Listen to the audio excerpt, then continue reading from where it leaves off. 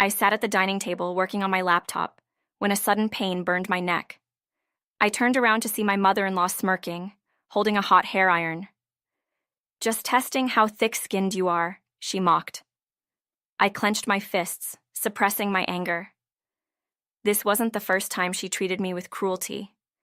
Despite paying all the household expenses, I was nothing but a burden to her. My husband, Ben, had quit his job months ago to chase a business dream, leaving me to support him and his mother. I had reached my limit. Something had to change. "Leave this house immediately," my mother-in-law shouted, pointing toward the door. My heart pounded as her words echoed in my mind. I had endured humiliation for too long. "Are you sure you want me gone?" I asked, my voice calm despite my racing pulse. "Once I leave, I won't return." She scoffed. "Good riddance. I never want to care for someone as poor as you." My hands trembled as I packed my belongings. This house had never felt like home, and I had no reason to stay. Tears stung my eyes, but I refused to let them fall. 2 years ago, when I married Ben, I had never imagined my life would come to this. I worked as a freelance writer, earning more than I ever did at my previous corporate job. I had met Ben at a college reunion, charmed by his ambitious dreams and energetic personality. He talked about opening a fashion boutique, and I admired his passion. When he proposed, I didn't hesitate, but after marriage, things changed. His father passed away unexpectedly, and we moved in with his grieving mother. I never imagined that decision would turn my life into a nightmare. From the very beginning, my mother-in-law despised me. "Of all people, Ben chose an older woman," she sneered the first time we met. I brushed off her words, believing time would change her mind. It didn't. She criticized everything: my clothes, my cooking, my habits. "Always wear makeup before breakfast," she ordered. "A proper wife must dress elegantly, even at home." She found fault in everything I did. My husband, once so affectionate, distanced himself. "I'm busy with work," he said whenever I tried to talk.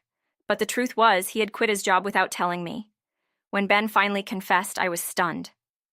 "I started my business," he said proudly. "I'm co-managing it with Eric." Eric had been a respected figure in our college circle, known for his business acumen. Ben assured me that his dream would soon pay off. "Can you cover the rent for now?" he asked. "Just until things take off." I wanted to support him, so I agreed. But months passed, and nothing changed. He wasn't making money. The burden of rent, bills, and even my mother-in-law's allowance fell on me. I was working day and night, yet treated like a parasite. One evening, my mother-in-law declared, "You no longer deserve a room here. Pack your things and pay rent if you wish to stay." My breath caught in my throat. "You want me to pay rent in my own house?" I asked. "This is my home," she said coldly. "Not yours." I turned to Ben for support, but he only sighed.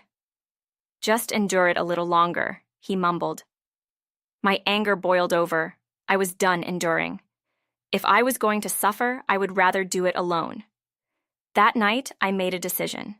I would leave and never look back. I packed my bags and walked out the door. The cold air hit my face, but I felt lighter than I had in months. I booked a hotel for the night and treated my burns from the hair iron. My phone buzzed with a message from Ben. "Where are you?" I ignored it. The next morning, I went to my favorite cafe, trying to clear my mind. Just as I was about to take a sip of my coffee, I heard a familiar voice. "Kelly?" I turned to see Eric, his brows furrowed in concern. "What happened?" Eric's expression darkened as I explained my situation. "Ben told me you were the one funding his business," he said, "but I only helped design the website. He never mentioned co-managing with me." My heart pounded. "So he lied?" Eric nodded. "And he's been spending a lot. High-end dinners, fancy offices, consultants. I warned him, but he wouldn't listen." My hands trembled. Everything made sense now. Why the financial strain never eased. Why Ben always needed more money. My sacrifices had funded his reckless spending. I clenched my fists. I had been blind, but not anymore. Determined, I returned to my parents' house. When my father opened the door, concern flickered in his eyes. Kelly? What's wrong? He asked. The moment I saw my parents, all the emotions I had suppressed came rushing out. I can't do this anymore, I sobbed. My parents listened, horrified at what I had endured. You're not going back there, my father declared. No more suffering for people who don't deserve you. For the first time in years, I felt safe. That night, I slept peacefully, no longer shackled by the weight of my in-laws' cruelty. Days passed, and I ignored Ben's calls. But when the rent was due, he finally snapped. Kelly, we need to talk, he demanded. Mom regrets what happened. Come back.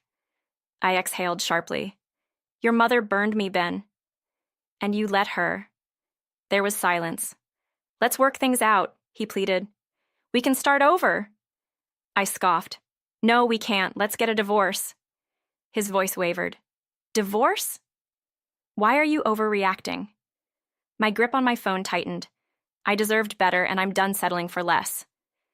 For the first time, I wasn't begging for his attention. I was taking control. Ben didn't give up easily. That night, he showed up at my parents' house.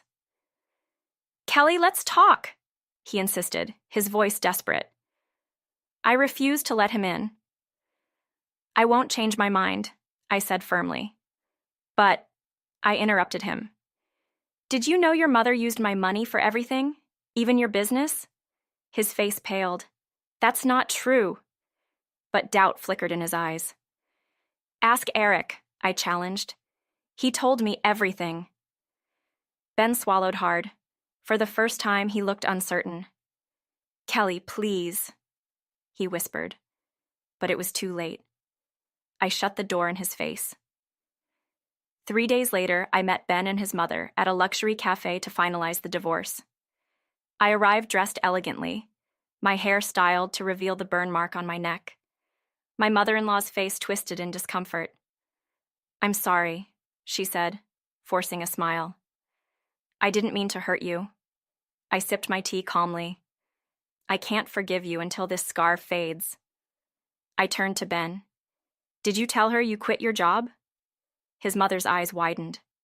Quit? What do you mean? Ben stammered, but I didn't let him escape the truth. Ben's lies unraveled before his mother's eyes.